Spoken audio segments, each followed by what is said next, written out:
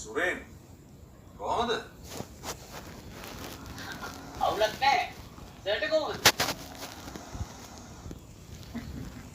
මට නෙමෙයි ඇයිසේ තමුසට කොහමද? ආ?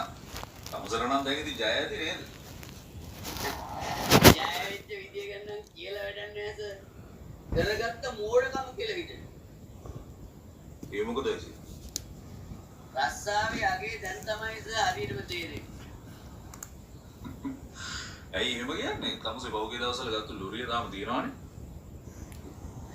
ලොරියක් කියලා කිව්වට ඒක ලොරියක්ම නෙවෙයි සර්. මලකිය ප්‍රාණකාරයෙක්. මොකක්? සර් මම මේ කතා කරේ වක්කාරේ වේකන්සියක් තියෙනවා නම් මං ආපහු රස්සාවට එන්නම් සර්. එහෙමද?